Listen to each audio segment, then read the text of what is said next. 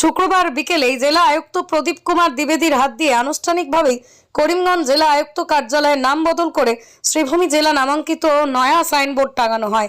এতে উপস্থিত ছিলেন উত্তর শ্রীভূমি বিধায়ক কমলাক্ষ দে পুরকায়স্থ, জেলা বিজেপি সভাপতি সুব্রত ভট্টাচার্য, পুরসভার চেয়ারম্যান রবীন্দ্রচন্দ্র, জেলা ক্রীড়া সংস্থার সম্পাদক সুদীপ চক্রবর্তী, এসসি বোর্ডের চেয়ারম্যান কৃষ্ণ দাস সহ জেলা প্রশাসনের বিভিন্ন বিভাগের আধিকারিকরা।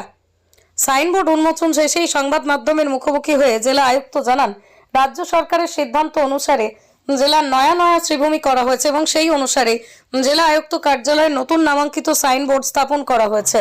পরবর্তীতে কিছুদিনের মধ্যেই প্রতিটা বিভাগীয় কার্যালয় সহ সব স্থানে শ্রীভূমি নামকরণ করা হবে। এতেই তিনি সর্বসাধারণের সহযোগিতা কামনা করেছেন। এদিন করিমগঞ্জ পৌরসভা কার্যালয়ে সাইনবোর্ড বদল করায় জেলার নয়া সাইনবোর্ড বসানো হয়। জেলা আয়ুক্ত পৌরসভা কার্যালয়ে বসলো শ্রীভূমি নামের সাইনবোর্ড। করিমগঞ্জের নাম পরিবর্তনের পর বদলানো হলো জেলা আয়ুক্ত কার্যালয়ে সাইনবোর্ড, বসলো শ্রীভূমি নামের সাইনবোর্ড। একইভাবে পুরসভার কার্যালয়ে সাইনবোর্ডও বদল করা হয়।